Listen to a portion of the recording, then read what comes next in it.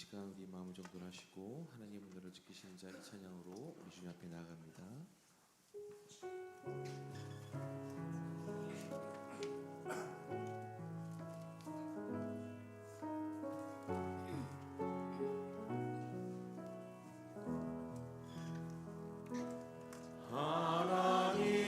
하나님은 너를 지키시는 자 너의 우편에 그늘 되시니 낮의 해와 밤의 달도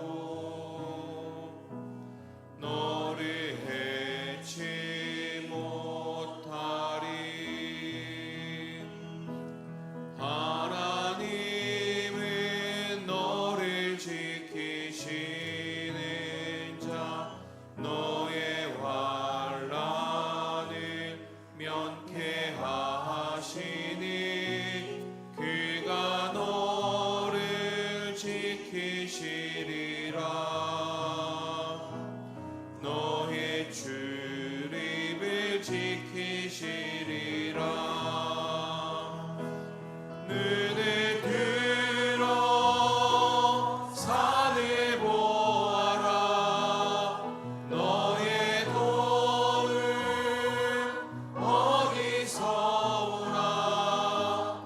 천지 지으신 너를 만드신 여호와께로. 하나님 은혜를 지키시는 하나님은 너를 지키시는 자 너의 우편에 그늘 되시니 낮의 해와 밤의 달도 너를 해치 못하리. 하나님은 너를 지키시는 자 너의 환난을 면케 하시니 그가 너를 지키시리라. 너의 출입을 지키시리라.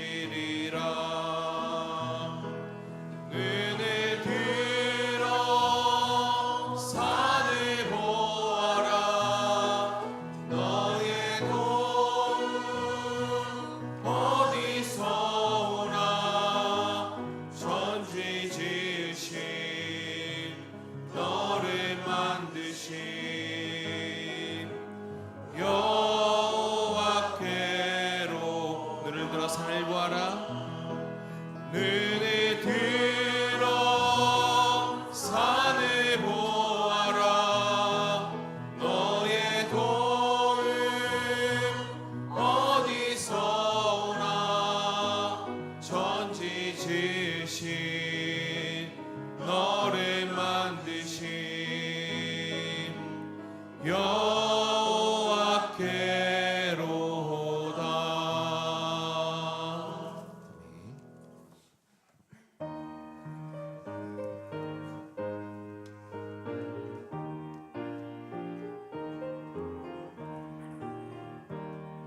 시온 성과 같은 교회 그의 영광 한없다. 허락하신 말씀대로 주가 친히 세웠다. 반석 위에 세운 교회 흔들 자가 누구랴.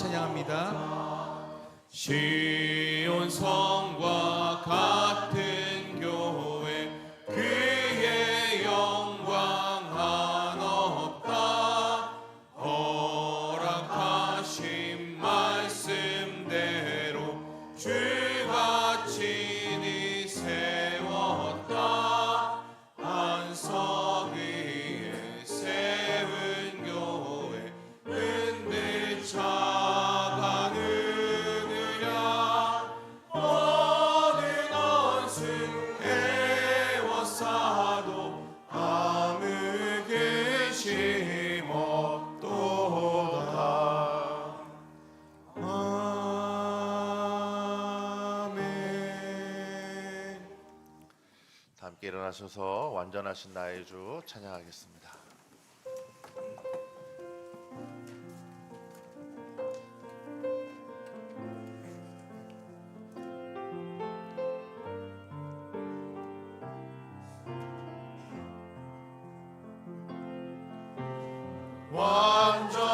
완전하신 나의 주 그의 길로 날 인도하소서.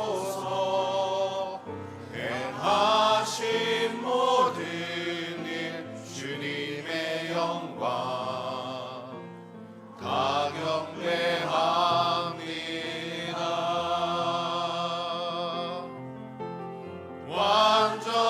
완전하신 나의 주 그의 길로 날 인도하소서. 행하신 모든 일 주님의 영광 다 경배합니다. 예배합니다. 찬양합니다. 주님만 날 다스리소서. 예배합니다. 찬양합니다. 주님 홀로 높임 받으소서. 예배합니다. 찬양합니다. 주님만 날 다스리소서. 예배합니다. 찬양합니다. 주님 홀로 높임 받으소서.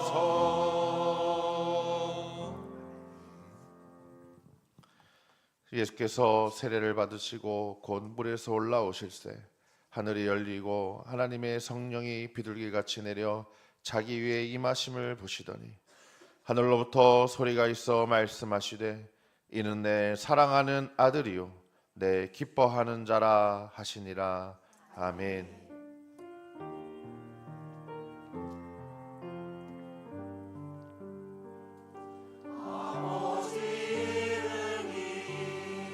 주의 영광이 높임을 받으시옵소서. 아버지 이름이 주의 영광이 높임을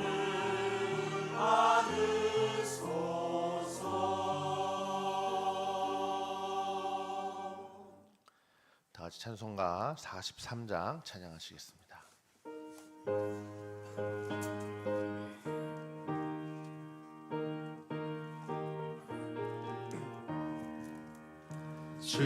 즐겁게 안식할 날 반갑고 좋은 날 내 마음을 편케 하니 즐겁고 좋은 날 이 날에 천하 만민 다 보좌 앞에서 참되신 삼위일체 다 찬송 부르네.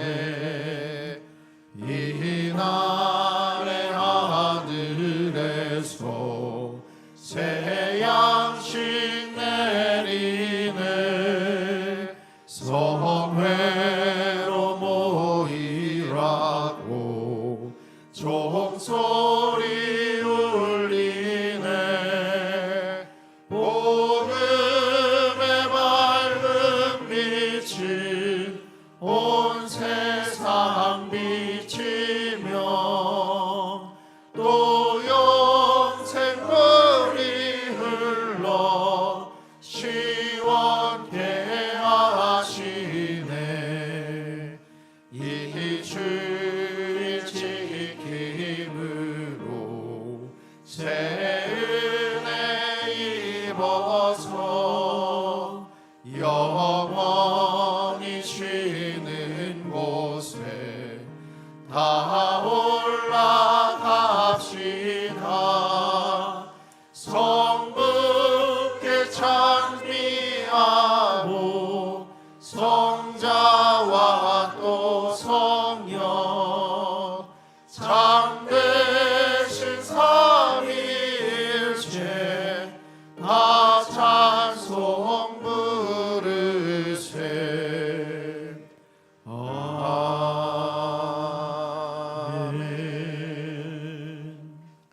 사도신경으로 우리의 신앙을 고백하겠습니다.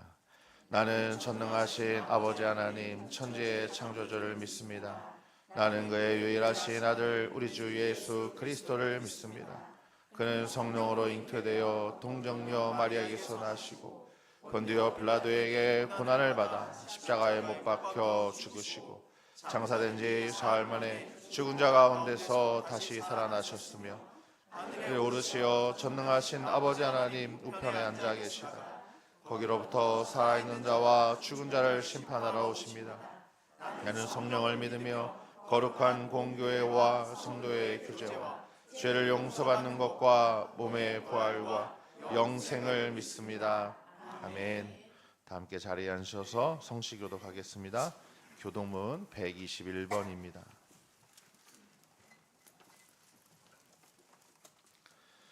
여호와여 주의 인자하심이 하늘에 있고 주의 의는 하나님의 산들과 같고 주의 심판은 큰 바다와 같으니이다. 하나님이여 주의 인자하심이 어찌 그리 보배로우신지요. 그들이 주의 집에 있는 살진 것으로 풍족할 것이라. 진실로 생명의 원천이 주께 있사오니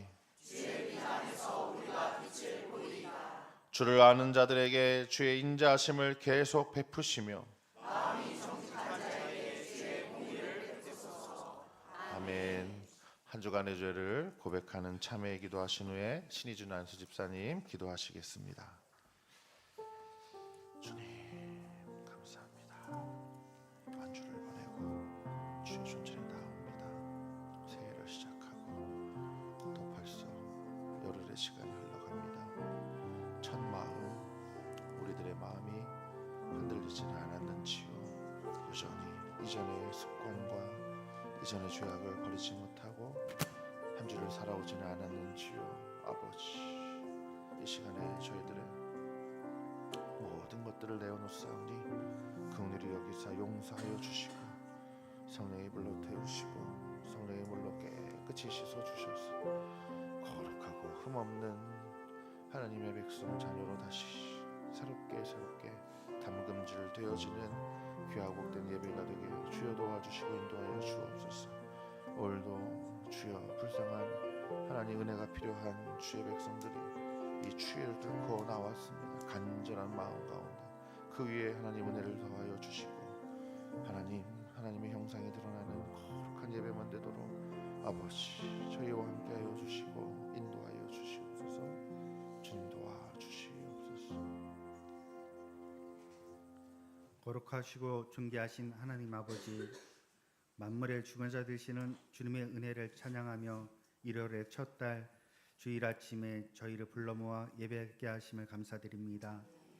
오늘 이 시간 세상의 분주함과 염려를 내려놓고 오직 하나님 앞에 마음과 뜻을 다하여 나아갑니다.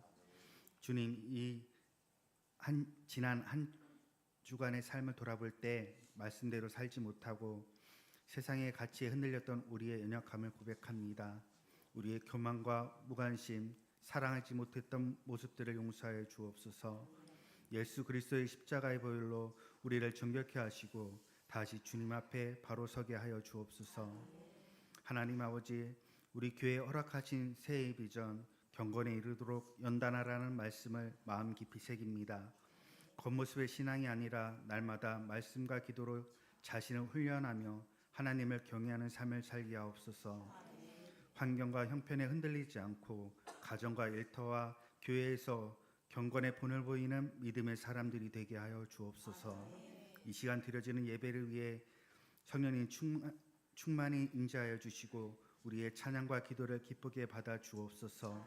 말씀을 전하시는 목사님께 성령의 능력과 지혜를 더하셔서 선포되는 말씀이 우리의 심령을 깨우고 삶을 새롭게 하는 능력이 되게 하여 주옵소서.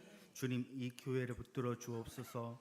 모든 성도들이 서로를 돌아보며 사랑과 섬김으로 하나가 되게 하시고 연약한 지체들을 외면하지 않는 공동체가 되게 하옵소서. 병중에 있는 성도들에게는 치유의 은혜를, 마음이 지치는 이들에게는 하늘의 위로와 평강을 허락하여 주옵소서. 오늘의 예배를 통해 우리의 삶이 다시 주님께로 향하게 되기를 소망하며 모든 말씀을 우리 구주 예수 그리스도 이름으로 간절히 기도드립니다. 아멘.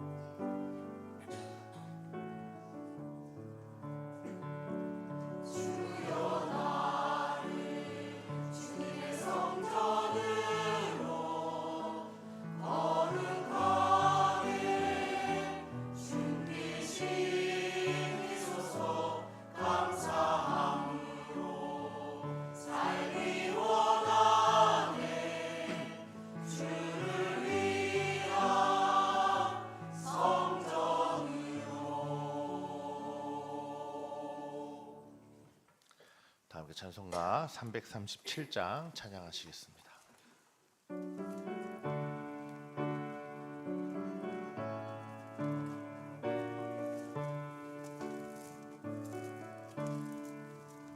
내 모든 시험 무거운 짐을 주 예수 앞에 아뢰이며 근심에 쌓인 날 돌아보사 내 근심 모두 맡으시네.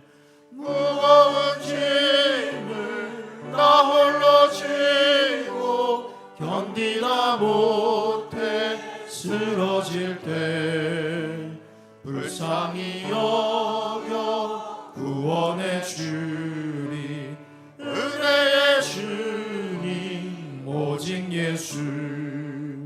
내 모든 괴로움 닥치는 환난 주 예수 앞에 아뢰이며 주께서 친히 날 구해 주사 넓으신 사랑 베푸시네.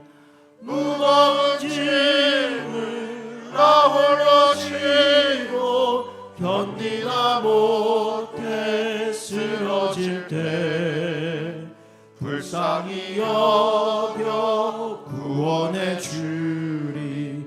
은혜의 주님 오직 예수. 내 짐이 점점 무거워질 때 주 예수 앞에 아뢰이며 주께서 친히 날 구해 주사 내 대신 짐을 져주시네. 무거운 짐을 나 홀로 지고 견디다 못해 쓰러질 때 불쌍히 여겨 구원해 주리. 은혜의 주님 오직 예수. 마음의 시험 무서운 죄를 주 예수 앞에 아뢰이며 예수는 나의 능력이 되사 세상을 이길 힘 주시네. 무거운 짐을 나 홀로 지고 견디다 못해 쓰러질 때 불쌍히 여겨 구원해 주리. 은혜의 주님 오직 예수. 오늘 하나님께서 우리에게 주시는 말씀은 디모데전서 4장 7절의 말씀입니다. 신약성경 디모데전서 4장 7절의 말씀은 제가 가진 성경으로 신약성경 339면에 있습니다. 이제 제가 하나님의 말씀을 받들어 읽겠습니다. 망령되고 허탄한 신화를 버리고 경건에 이르도록 내 자신을 연단하라. 아멘. 시온 찬양대에 찬양해 주시겠습니다.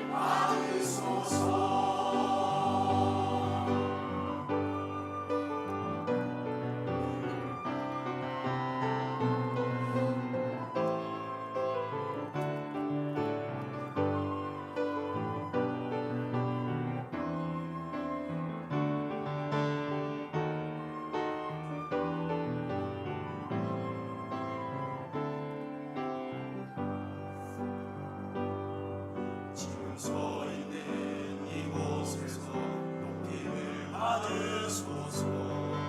내가 밟는 땅 주님의 땅이니 하늘이 주의 이름 높이 올리며 넓은 바다가 주를 노래해. 모든 만물 주를 경배해. 모든 입술 주를 찬양해. 천지를 만드신 만물의 통치자 높임을 받으소서. 내 평생에 주의 이름 높이며 어느 곳에서든지 주님을 예배하리라. 내가 받는 모든 땅 아버지의 영광을 선포해야 하리. 찬양하며 주님을 예배할 때 하늘 가득한 주의 영광 보리라. 나를 통하여 나의 입술을 인하여 주의 이름 높이를 받으소서. 나를 통하여 나의 입술을 인하여 주의 이름 높이를 받으소서.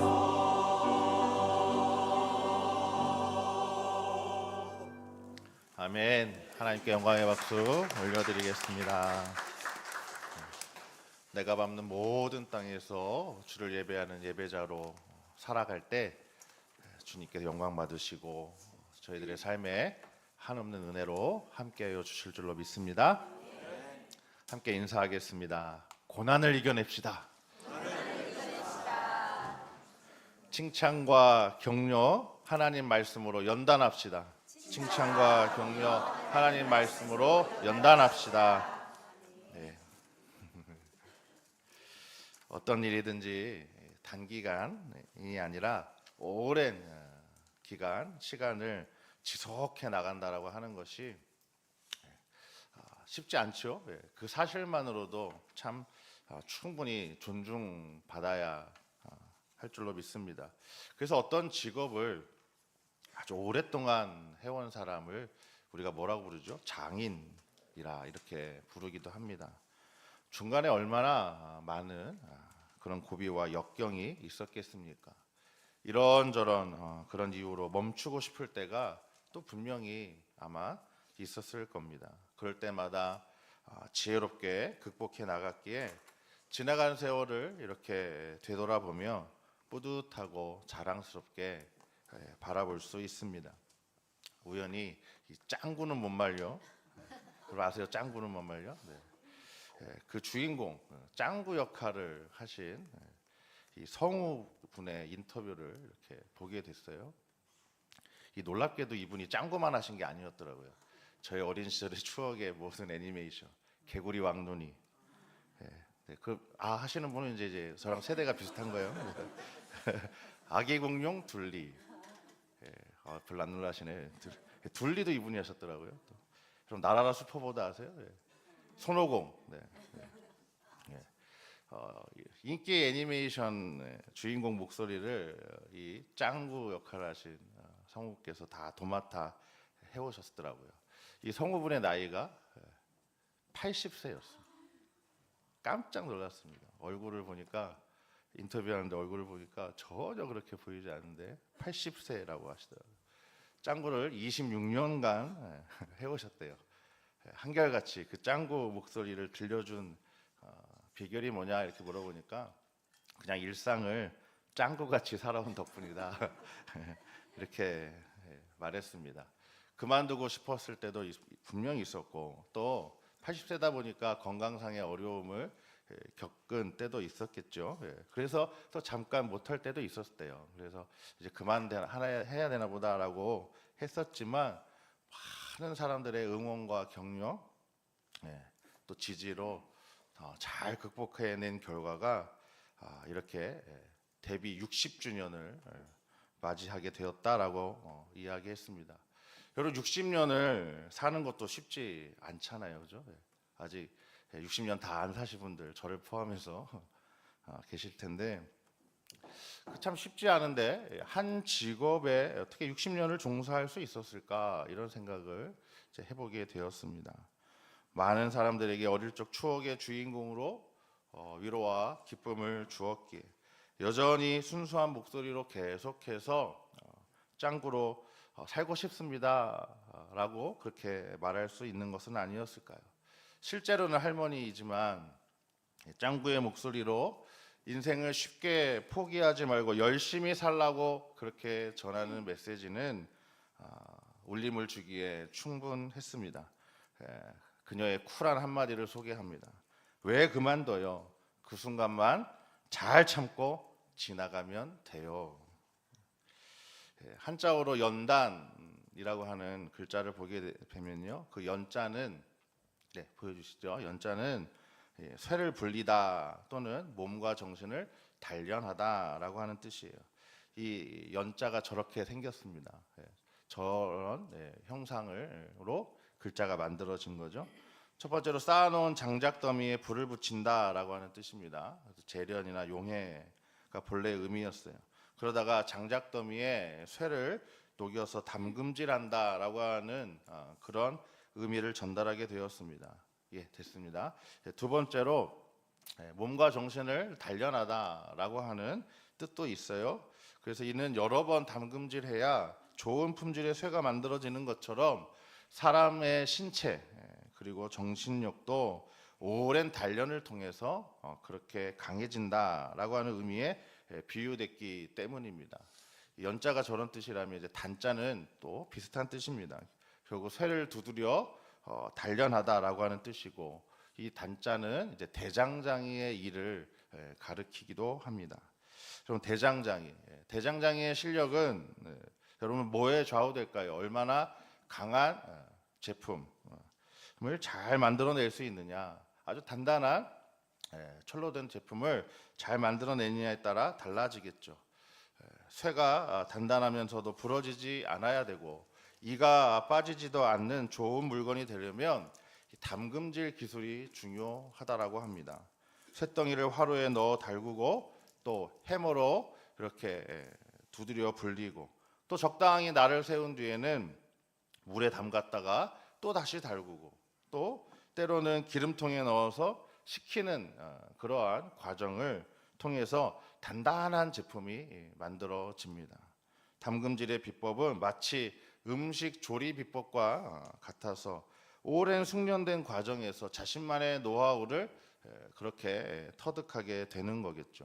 결국 수 없는 반복과 노력을 통해서 스스로 깨닫게 되는 과정을 통해 장인은 탄생한다라고 하는 것을 알 수 있습니다. 빨리 가는 지름길이 아니라 구불구불 하지만 그런 오솔길을 지나가야 한다라고 하는 의미가 담겨 있습니다. 고통에는 뜻이 있다라고 하는 아주 오래된 명저가 있죠. 신앙서적이 있습니다. 이 책은 고통은 하나님의 섭리와 축복을 이해하는 중요한 기회가 된다라고 말하고, 고난을 통해서 성장하고 성숙한 인격을 형성할 수 있다 이렇게 말합니다. 신앙인은 그래서 고통을 하나님이 주시는 변장된 축복 이라고 믿습니다. 고통을 통해 하나님을 더 깊이 이해하고 신앙을 강화하는 기회를 얻게 되는 거죠. 이 책의 일부를 잠깐 소개해 드리겠습니다. 고난에 있어 중요한 것은 고난의 경중이 아닙니다. 고난을 대하는 우리의 태도에 따라 그 결과가 달라집니다. 고난을 믿음의 태도로 대하느냐, 불신앙적 태도로 대하느냐에 따라 결과가 달라진다는 말입니다. 아무도 자신의 앞날에 어떤 일이 일어날지, 무엇이 닥쳐올지 전혀 예측할 수 없기에 평안할 때 고난에 대한 자세를 어떻게 잘 다듬었느냐에 따라서 고난과 역경이 올 때 대처하는 자세가 달라집니다.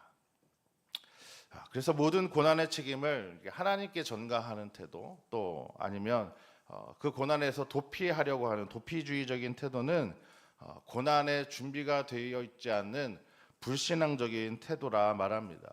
고통은 불가사의하죠. 그 신비를 아무도 풀지 못했습니다.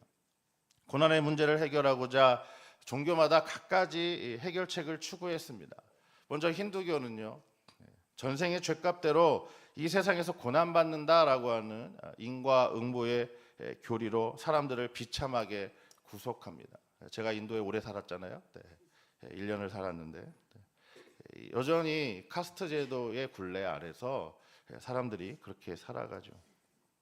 불교는 촛불을 끄듯이 꺼진다라고 하는 열반의 교리, 욕망을 완전히 종식시키면 인간의 모든 고통이 사라진다라고 말하죠. 그런데 여러분, 이것은 내가 두통이 생겼어요. 두통이 생겼으니까 그냥 머리를 없애버리자, 머리를 날려버리자, 잘라버리자라고 하는 것과 같은 형식입니다. 인간의 힘으로는 불가능하기 때문에 그래서 현실에서 도피하게 만들죠. 이슬람교는 고난을 알라 신이 정해준 철저한 운명론으로 가르칩니다.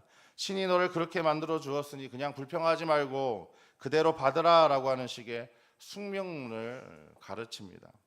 철학의 경우에는 대표적인 이 에피쿠로스 학파, 우리가 사도행전에서 살펴봤죠. 이 쾌락주의로 이 고난을 처리하자라고 말합니다. 현재의 고통을 잊을 수만 있다면 무슨 방법을 써서라도 그냥 망각해버리자, 잊어버리자라고 하는 거죠. 술을 마시든지 쾌락에 빠지든지 무엇을 하든지 잊어버리고 넘기면 그것이 가장 지혜로운 삶이다라고 하는 식으로 그렇게 생각했던 철학입니다. 사람들이 고난의 문제를 풀려고 아무리 아우성치고 머리를 싸매고 그렇게 연구해도 풀 수 없어요. 풀 수 없는 문제를 풀려고 하니까 머리만 아플 뿐입니다. 고난의 수수께끼에 관한 하나님의 말씀은 고난의 정체를 규명하려고 하는데 의미를 두지 않습니다. 고난을 통해 섭리하시는 하나님을 바라보게 하는데 의미를 둡니다. 고난 자체를, 그 자체의 문제를 보지 말고 고난을 주시는 하나님을 바라보는 거죠. 이것을 잘 이야기하고 있는 성경의 책이 바로 욥기서예요. 욥기는 욥을 통해서 고난, 왜 욥이 고난 당하는지 그거를 규명하는 데 있지 않고요, 욥이 그것을 통해 어떻게 하나님을 바라보게 되었는지 라고 하는 것을 가르쳐 줍니다. 어려운 말로 신정론을 다루는 책이다라고 설명하지요. 우리 다 함께 시편 119편 75절의 말씀 같이 한번 읽어봅니다. 주님의 판단이 옳은 줄을 나는 압니다.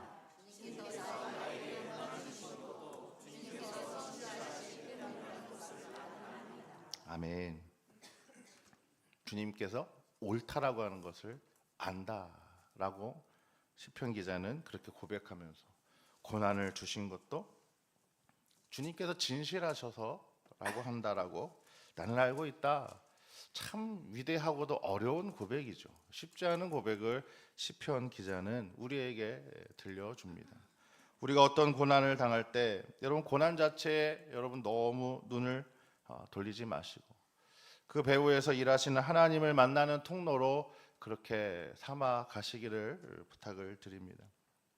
로빈슨 크루소라고 하는 오래된 책이 있죠. 거기에 나오는 주인공 로빈슨과 프라이데이라고 하는 철부지 아이가 나눈 대화의 한 대목입니다.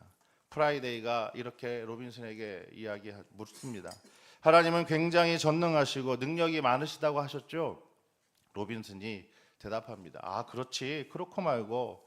다시 이 어린 프라이데이가 다시 로빈슨에게 묻습니다. 그렇다면 어째서 그렇게 능력이 많고 힘이 많은 하나님께서 마귀를 없애버리고 고통과 죄를 없애버리지 않으셨을까요? 로빈슨이 한참 생각하다가 이렇게 대답합니다. 야, 너 참 지혜로운 말을 하는구나. 그렇지만 내가 하나 너에게 묻겠는데, 그러면 왜 하나님은 날마다 악을 행하면서 하나님을 불쾌하게 하는 인간을 전부 없애버리지 않고 기다리실까? 깊은 의미를 발견할 수 있는 대화이죠. 여러분, 무엇을 바라보느냐, 어디에 마음이 지금 닿아 있느냐, 이 대화에서 우리가 충분히 느낄 수 있어요.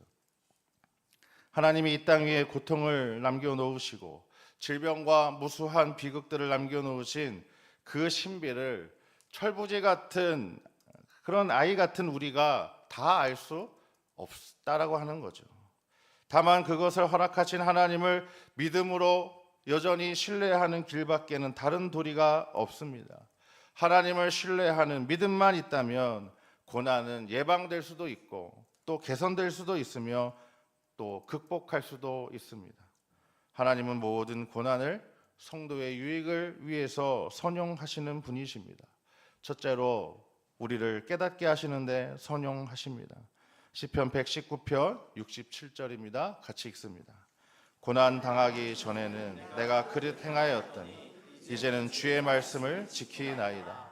이어지는 71절도 같이 읽습니다. 고난 당한 것이 유익이라 이로 말미암아 내가 주의 율례들을 배우게 되었나이다. 아멘. 어려운 말이에요. 어려운 고백을 하고 있어요. 하나님은 돌아오지 않는 자를 돌아오게 하시고 죄를 범하는 자녀를 회개하게 하시며 영적으로 잠자는 자를 깨워 일어나게 하시는 방법으로 고난을 사용하시기도 합니다. C.S. 루이스는 고통의 문제라고 하는 책에서 이렇게 말합니다. 사람에 따라서 무서운 일이 일어나기 전에는 하나님께 귀를 기울이지 않는 그런 습성이 남아있다.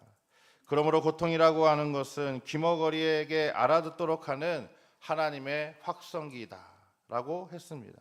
하나님을 떠나서 마음대로 사는 사람들에게 잔잔하고 부드러운 음성으로 부르면 도무지 돌아오지 않습니다. 그래서 고통을 통해서 정신 차리게 하면서 잠자는 자를 일깨워주고 죄악에 묻혀있는 자를 돌이켜 회개하게 합니다.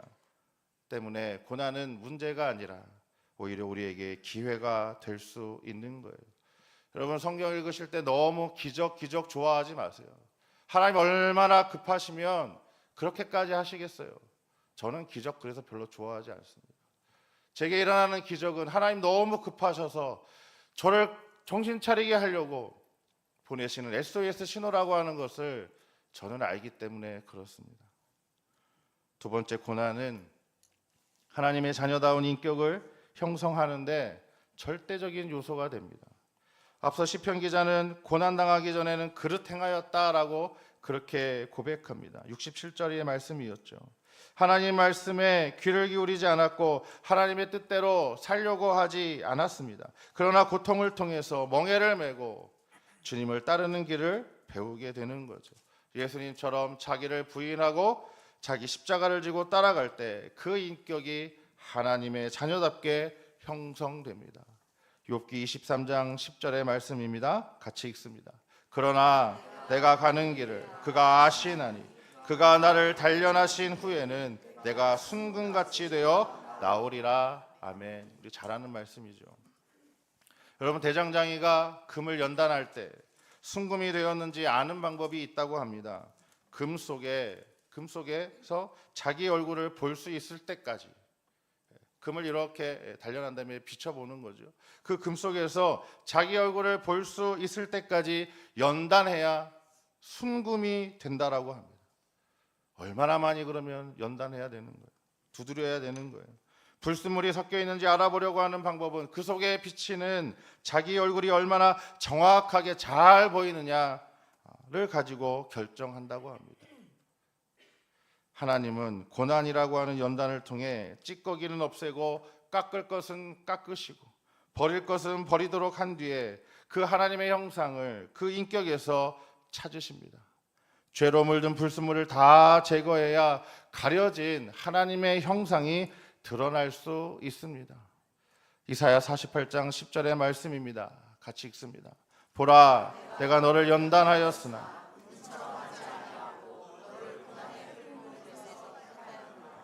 너를 고난의 풀무불에서 택하였다.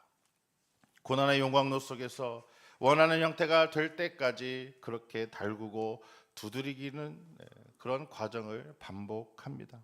하나님께서 사용하실 수 있는 그런 인격이 될 때까지 말이죠.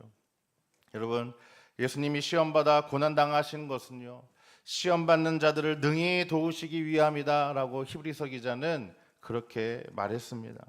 마찬가지로 하나님께서 우리 믿는 이들에게 주시는 사명 가운데 하나는 이렇게 고통당하는 자들을 위로하라고 하는 것이죠. 상처 입은 치유자라고 하는 말이 있습니다. 같은 상처, 같은 고통을 경험한 사람이야말로 가장 잘 위로하고 치유할 수 있다는 뜻입니다. 제가 목회하면서 여러 경험을 했지만 잊어버릴 수 없는 경험 중에 하나는 오늘 구역을 이제 신방할 때였어요. 첫 번째 집에 갔는데 자녀를 잃어버리셨다라고 하는 어려운 말씀을 들려주셨어요. 두 번째 집에 갔습니다. 또 똑같이 목사님, 저도 자녀를 먼저 하나님께로 보냈습니다 라고 하는 또 그런 고백을 하시는 거예요. 이상하다. 왜 두 집 다 그럴까? 또 다음 집에 갔어요. 또 똑같은 말씀을 하시는 거예요. 같은 아픔, 같은 고통을 겪고 있는 분들이 한 구역으로 모이셔서 그렇게 서로를 위로하고 그렇게 서로의 아픔을 보듬어 주면서 신앙생활을 하고 계셨어요. 그런데 그 말씀을 하기 전까지 저는 그런 아픔이 있는지 전혀 알 수가 없었어요. 왜 그랬을까요? 그분들의 얼굴에서 그런 모습들이 드러나지 않았기 때문이에요.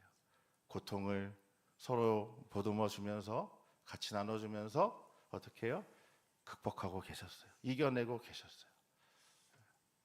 여전히 그분들의 모습이 떠오릅니다. 여러분, 욥의 세 친구는요, 욥과 같은 고통을 경험하지 않았어요. 그런데도 가서 욥을 위로하겠다라고 했죠. 그러니 여러분, 진정으로 위로할 수 있었을까요? 위로할 수 없었어요.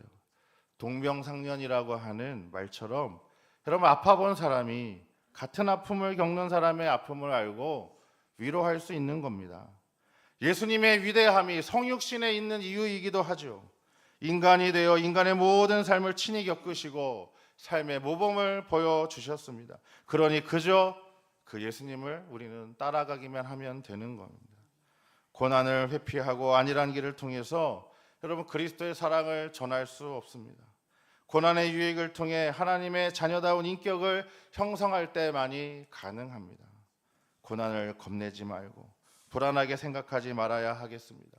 고난을 그냥 자기 팔자소관이다라고 하면서 그렇게 체념하며 그렇게 살아가는 것은요, 불신앙입니다. 고난은 문제가 아닙니다. 기회입니다. 훈련입니다. 또 축복입니다. 이제는 더욱더 긍정적이고 적극적인 눈으로 그 고난을 대하실 수 있기를 그렇게 기대해 봅니다.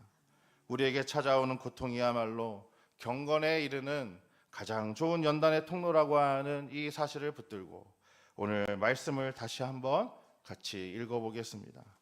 오늘 말씀 디모데전서 4장 7절의 말씀입니다. 망령되고 허탄한 신화를 버리고 경건에 이르도록 내 자신을 연단하라. 아멘.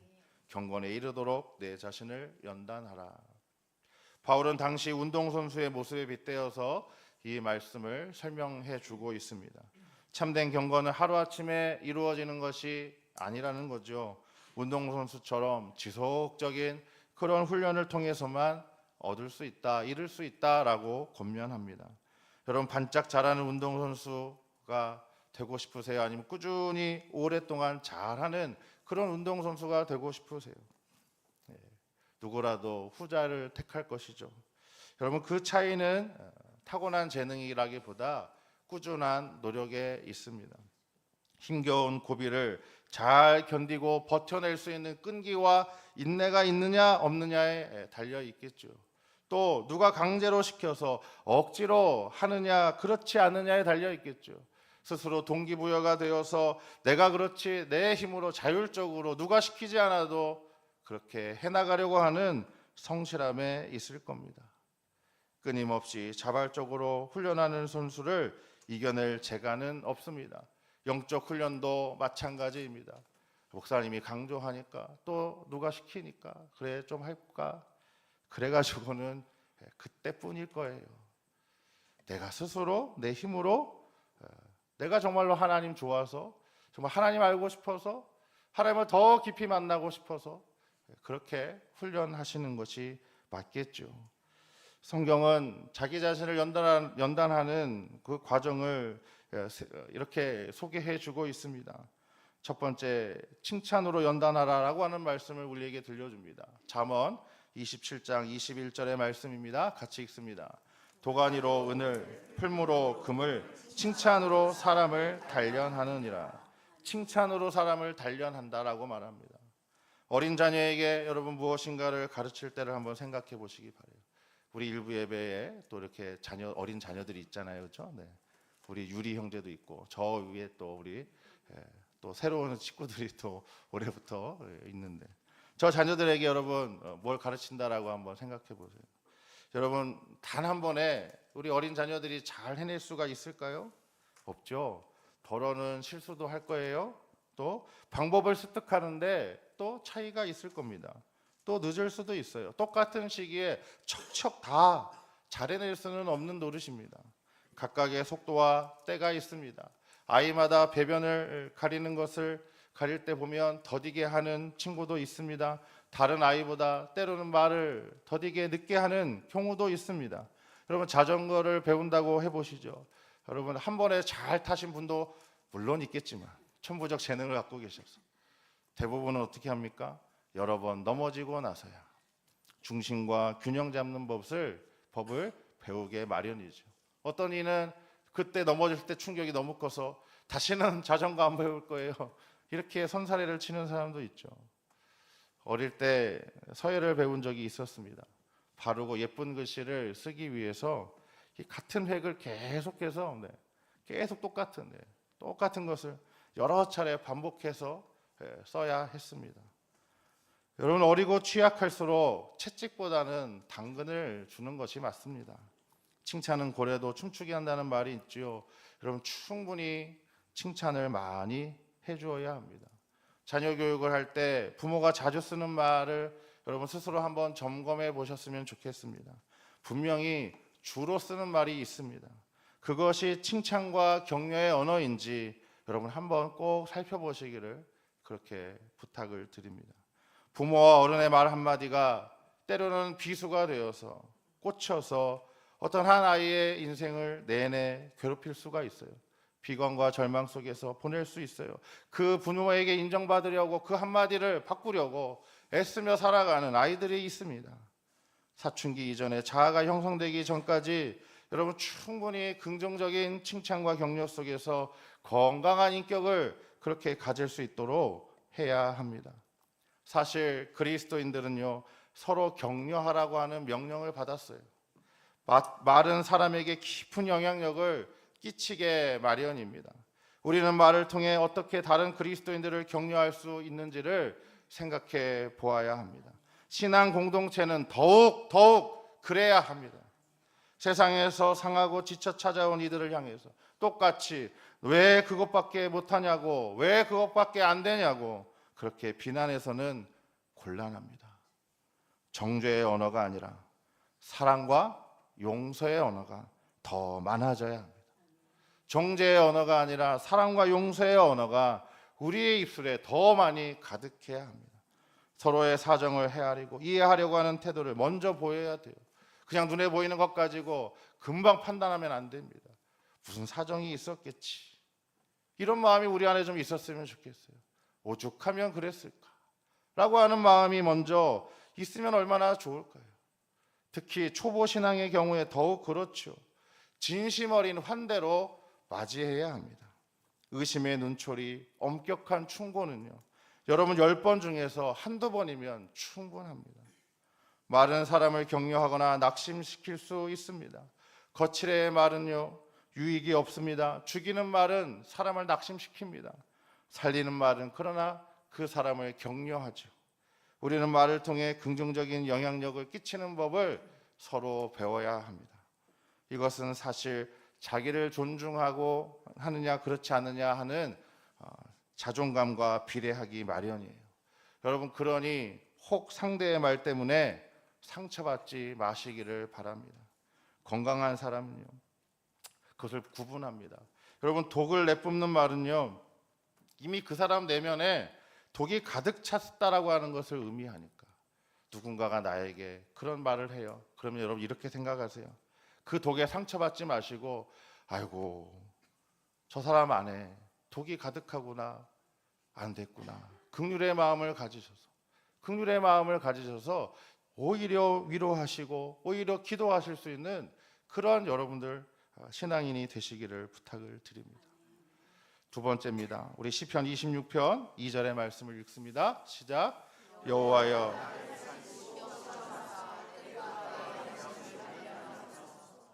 내 뜻과 내 양심을 단련해야 돼. 여기에 중요한 표현이 있어요. 누구의 뜻과 양심이에요? 하나님이요? 아니요. 나. 우리 각 사람의 자기 뜻, 자기 생각, 자기 양심을 단련해야 된다라고 성경은 우리에게 가르쳐 줍니다. 항상 내 생각이 옳습니까? 항상 내 생각이 맞아요? 100% 맞아요? 항상 내 양심이 바르게 작동하나요? 있으시면 꼭 저한테 와줘서 알려주세요. 꼭 배우게요. 제가 배우고 싶어요. 없어요. 틀릴 수도 있어요. 또 양심을 외면하기도 해요. 그렇죠? 100점짜리 완벽한 인간은 없어요. 그리스도인은 부드럽고 열린 마음을 가져야 돼요. 딱딱하고 굳은 마음으로는 연단할 수 없습니다. 부러질 수밖에 없어요. 예수님께서 자기 의로 가득 찼던 당시의 서기관, 바리새인과 같은 종교 지도자를 향해서 뭐라고 일갈하셨어요? 회칠한 무덤이라고 그러셨어요. 바울이 유대인들을 향해서 제발 복음을 받아들여서 형식적인 율법주의자가 되지 말라고 그렇게 외쳤던 이유이기도 하죠. 우리 사도행전 이야기를 통해서 얼마나 많이 봤습니까? 여러분, 인간 근원의 교만의 죄를 극복하지 못하면 연단할 수 없습니다. 우리는 성장하면서 세상을 바라보는 안경을 계속해서 교체해 나갑니다. 배움의 양이 많아지고 질적으로 풍성해지며 경험하는 세계가 확대되면서 이제는 우물한 개구리가 아니라 더 넓은 지평으로 향해 나아가죠. 이것을 패러다임의 확장이라고 그렇게 표현합니다. 니고데모가 쓴 안경으로는 여러분 거듭남을 물리적 차원으로밖에 이해할 수 없지만 성령으로 거듭난 안경을 쓰게 되면 영적 차원의 이해가 가능하죠. 여러분, 회심과 확장은 이전에 내가 세운 기준과 원칙을 수정할 수밖에 없게 합니다. 그 과정에서 충돌은 불가피해요. 충돌이 일어나는 게 당연해요. 갈등이 일어나는 게 당연합니다. 왜 그래요? 반대 방향으로 가는데요. 내가 갔던 방향이 아니라 이제 돌이켜서 회심해서 반대 방향으로 가야 되는데, 여러분, 그러니 얼마나 고통스럽습니까? 되돌아가고 싶어하는 관성과 맞서 싸워야 하지 않습니까? 바울은 자기 안에서 육신의 소욕을 원하는 죄의 법과 하나님의 법을 따르려 하고 하는 마음의 법이 충돌하고 있다라고 하면서 이렇게 적나라하게 말하며 외쳤습니다. 로마서 7장 24절입니다. 오호라, 나는 곤고한 사람이로다. 이 사망의 몸에서 누가 나를 건져내랴. 건져낼 수 있는 사람이 없다는 거예요. 내 몸이 어떤 상태인지 아는 거예요. 나는 곤고하다라고 하는 거예요. 왜 곤고합니까? 계속해서 싸우니까. 계속해서 내 안에서 갈등이 일어나요. 충돌하니까. 그래서 예수님께로 나아갔던 겁니다. 예수님 붙들었던 겁니다. 그러니 결국 여러분, 우리가 망령되고 허탄한 신화를 버리고 경건에 이르려면 이 치열한 내 안의 싸움에서 승리해야 돼. 승리해야 돼. 마지막 세 번째, 시편 105편 19절의 말씀입니다. 같이 읽습니다. 곧 여호와의 말씀이 응할 때까지라. 그의 말씀이 그를 단련하였도다. 아멘. 뭐가 우리를 단련해요? 말씀이. 방법이 없어요.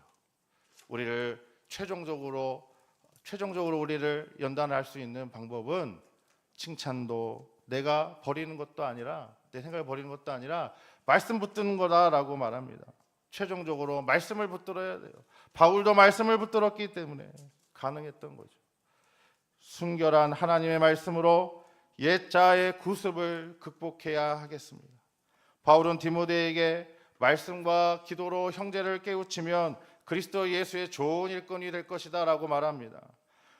믿음의 말씀과 좋은 교훈으로 양육을 받게 하고 계속해서 그것을 읽고 권하고 가르치는 것에 전념하라고 그렇게 권하고 있습니다. 지난주에 우리는 하나님 외에 그 어떤 것도 우선하면 우상이 될 수 있다라고 말씀을 드렸습니다. 하나님 말씀이 범사의 우선이 되어야 해요. 적어도 그리스도인이라고 한다면 그렇게 하나님의 말씀으로 끝까지 단련되어야 합니다. 예전의 경험, 지식, 가치가 아니라 하나님 말씀이 이끌어 가시도록 계속해서 담금질해야 돼요. 이 정도면 내가 충분해. 이 정도 하나님 말씀 알면 충분하지? 아니요. 그렇지 않아요. 또 담금질하시고 또 담금질하시고 또 담금질하셔야 돼요. 언제까지요? 죄의 먼지와 때가 다 벗겨질 때까지, 불순물과 찌꺼기가 다 제거될 때까지 말씀의 거울에 계속 비춰 보셔야 하겠습니다. 그래서 반짝반짝 빛나는 순금처럼 그렇게 비춰봤더니 내 안에 감추어져 있던 하나님의 아름다운 형상이 이렇게 드러나는구나 라고 하는 것을 바라보실 수 있을 때까지입니다.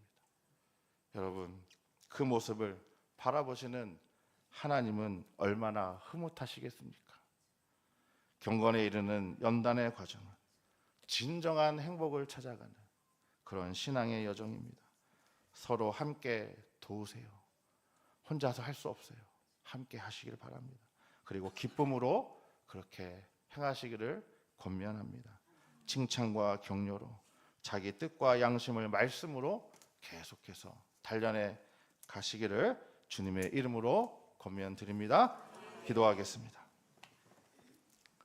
선한 창조의 섭리를 따라 고난에 담긴 하나님의 깊은 경륜을 깨닫게 하옵소서. 연약한 믿음을 칭찬과 격려로 연단하고 회심으로 자기 뜻과 양심을 연단하며 말씀이 이루어질 때까지 확장하도록 연단하여 주옵소서. 경건에 이르도록 스스로 연단하여 진정한 행복 찾게 하옵소서. 예수님의 이름으로 기도하옵나이다. 아멘. 다 함께 찬송가 50장 2절 찬양하며 봉헌하겠습니다.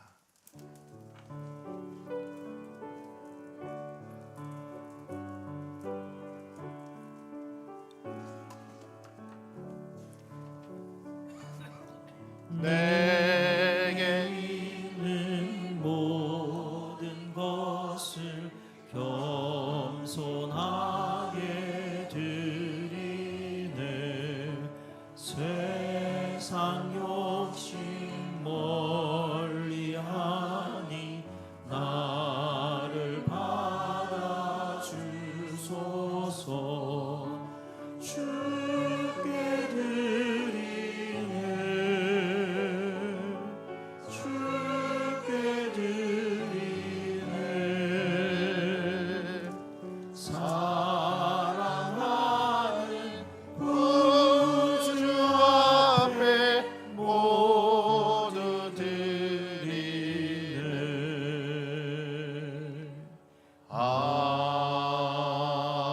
아멘. 사랑의 하나님, 올 한 해 동안 은광의 모든 가정과 일터 가운데 하나님의 은혜를 넘치도록 채워 주시옵소서. 이 시간 온 마음과 정성 담아 예물 드립니다. 가난한 과부의 마음으로 최선의 예물을 드린 손길들을 축복해 주시고 예물과 함께 드리는 기도와 수고의 다짐 헌신도 기쁘게 받아 주옵소서. 예물을 관리하는 청지기에게 하늘의 지혜를 허락해 주옵소서. 언제나 우리 삶의 주인 되시는 예수님의 이름으로 봉헌기도 드립니다. 아멘.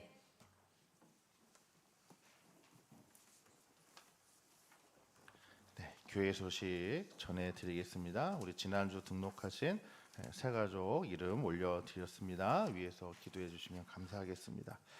오늘 우리 회계 세미나 있습니다. 오후 1시에 두란노실에서 우리 교회에서 재정 지원받는 모든 부서의 기관장 회계들은 꼭 참석해 주시기 바랍니다. 교육위원회 모임 17일 토요일에 있겠습니다. 다음 주일 오후 찬양 예배는 여전도의 헌신 예배로 드리고요. 우리 그 헌신 예배 마치고 우리 항존직 수련회 짧게 갖도록 하겠습니다. 장소가 본당으로 되어 있는데 로뎀실로 바꾸겠습니다. 우리 로뎀실에서 우리 시무 장로 권사 안수집사 또 우리 협동까지 시무하시는 모든 항존지 다 모이셔서 함께 이 한 해를 또 하나님 앞에 드리는 잠깐의 시간, 수련의 시간 갖도록 하겠습니다. 우리 어린이부 겨울성경학교 1월 23일, 24일 금요일, 토요일 교회에서 진행합니다. 또 이번에 특별히 우리 창세기를 또 우리 아이들이 통독한다고 합니다. 말씀으로 또 우리 아이들이 큰 은혜 받을 수 있도록 기도해 주시면 감사하겠습니다. 2026년 요람사진 변경하시기를 원하시는 분들 사무실로 제출해 주시고요. 기부금 납입 증명서도 또 동일하게 사무실로 신청해 주시면 감사하겠습니다. 우리 김순희 A 은퇴 권사님 성경 통독해 주셨고요. 오늘은 우리 박종욱 집사님 가정에서 윤경자 은퇴 권사님 우리 신방 감사로 점심에 떡을 준비해 주셨습니다. 또 맛있게 드시고 우리 권사님 건강 위해서 기도해 주시면 감사하겠습니다. 그리고 안타까운 소식 전합니다. 우리 함께 특별 또 일부 예배를 같이 드렸죠. 찬양대도 하셨고 우리 안순환 명예집사님께서 5일 월요일 하나님의 부르심을 받으셔서 장례를 또 은혜 중에 잘 마쳤습니다. 오늘 우리 며느리 되시는 박지영 성도님 잠깐 오셨는데 일어나셔서 잠깐 인사하시고 앉아주시기 바랍니다. 네, 감사합니다. 끝나고 많이 또 위로해 주시고 또 인사 나눠주시면 감사하겠습니다. 기타 다른 소식들은 주보를 참고해 주시면 되겠습니다. 이제 다 함께 자리에서 일어나셔서 찬송가 635장 주기도문 찬양하시고 축도로 예배 마치겠습니다.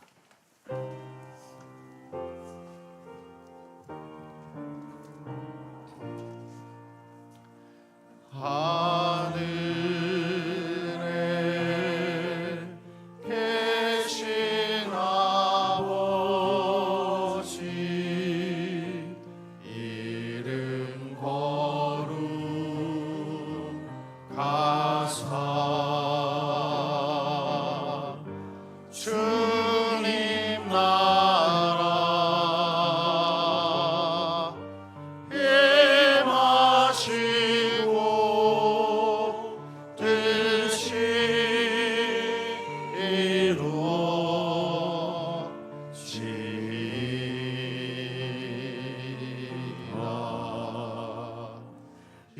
일용할 양식 주시고 우리들의 큰 죄 다 용서하옵시고 또 시험에 들게 마시고 악에서 구원하소서. 대개 주의 나라 주의 권세 주의 영광 영원히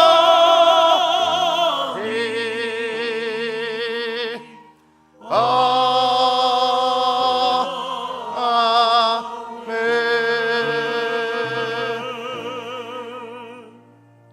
주님 경건에 이르도록 연단하여 주옵소서.